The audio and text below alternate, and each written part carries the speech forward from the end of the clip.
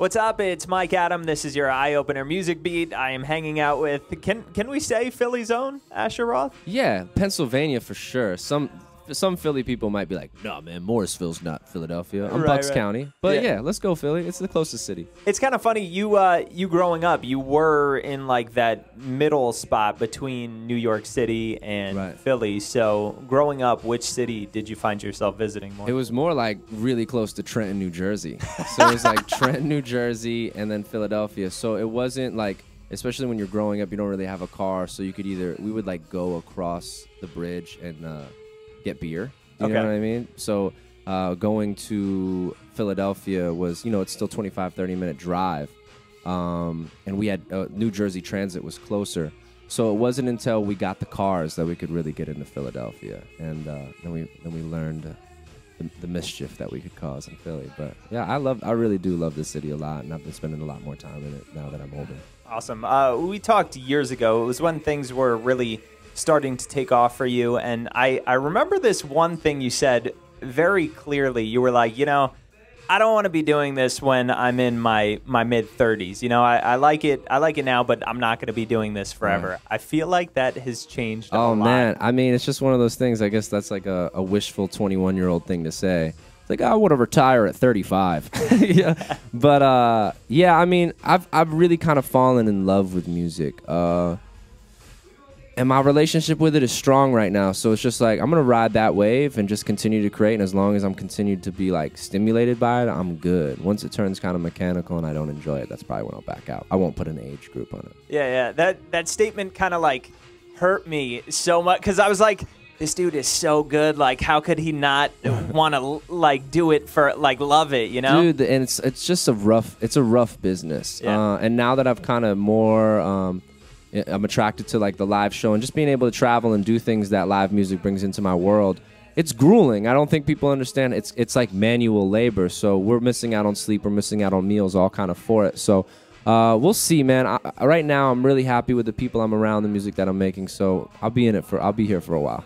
You've in the short time you've been around, because it's only been really like what, 5, 6 years? 5, 6 years. You've been through the ringer, man. I mean, label, management, all that stuff. And, I'm seeing it happen. I've seen it happen with other artists. What do you hate most about hip-hop?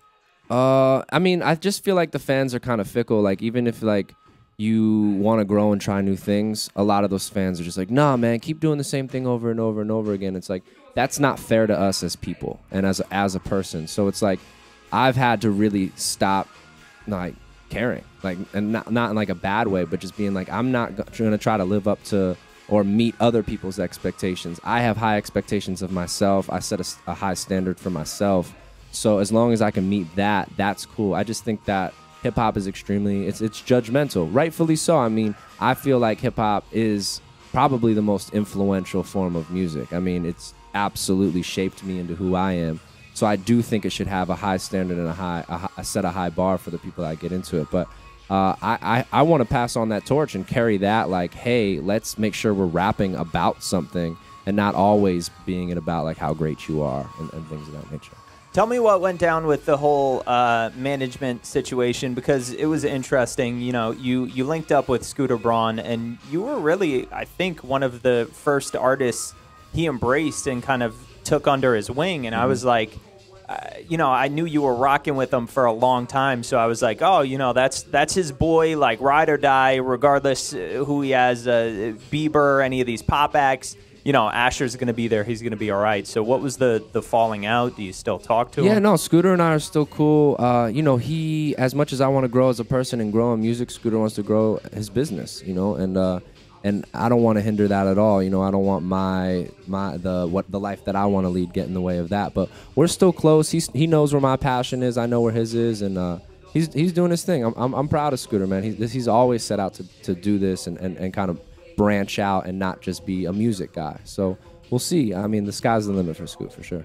Were you getting nervous when you were like, all right, this dude is bringing on Carly Rae Jepsen, Justin Bieber. Where do I fit into this? I mean, that's been a big thing. And even in hip-hop, it's like, where does this dude fit in? And, it's been fun for me, man.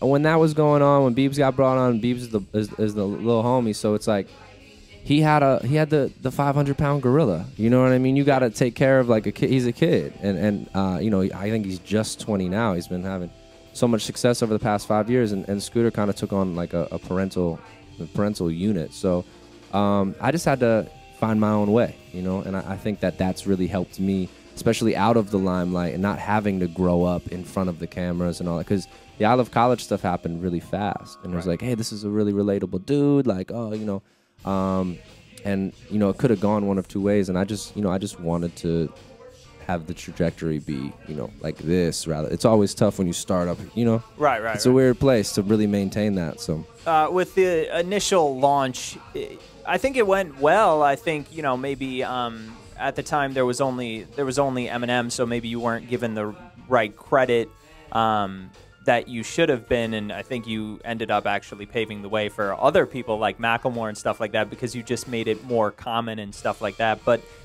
with the initial launch, if you could do one thing differently, would there have been anything you maybe...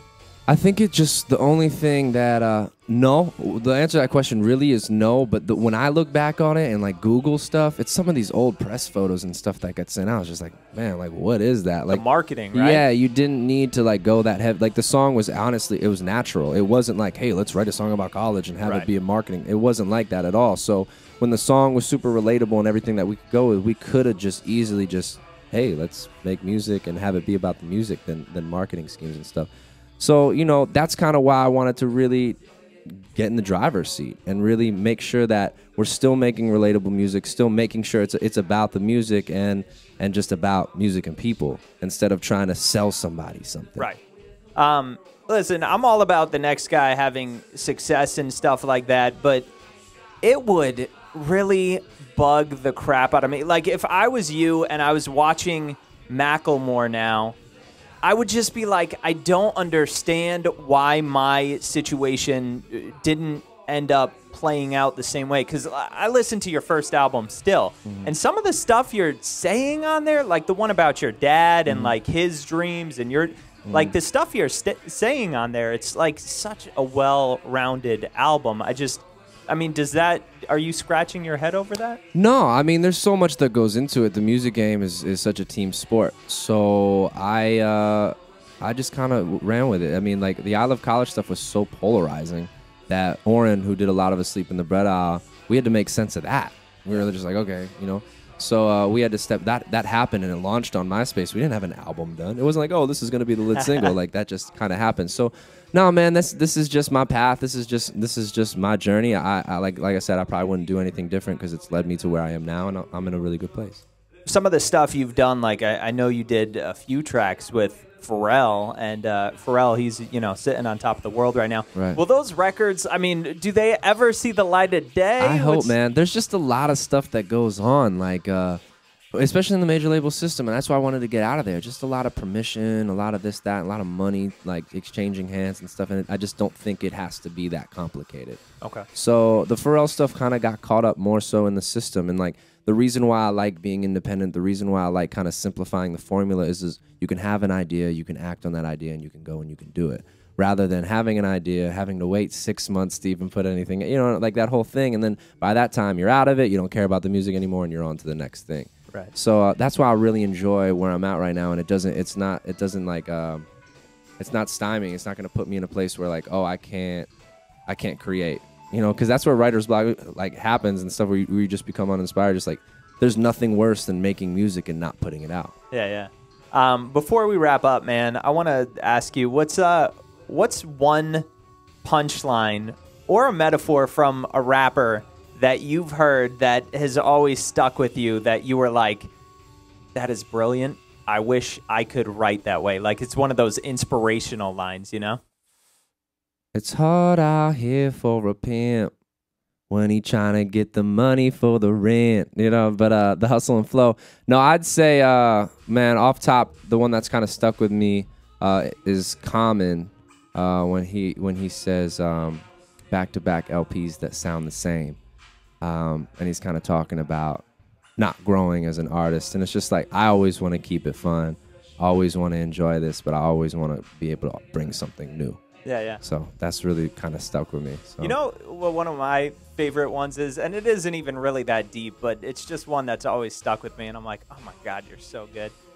Jay-Z, when he's like, flyer than a piece of paper bearing my name. Yeah, I got the, and then like the other part of that, I got the hottest chick in the game wearing my chain. It's just like, all right, man, you got it. No, that whole public service announcement, that's it for sure. Right. There's metaphors. There's definitely ones out there I can't really think of right off top, but yeah, rap is that's fun when you can kind of communicate a message and say it in 3 different ways. Awesome. Asher Roth, thank you so much for hanging out. Thank you, man. Cheers.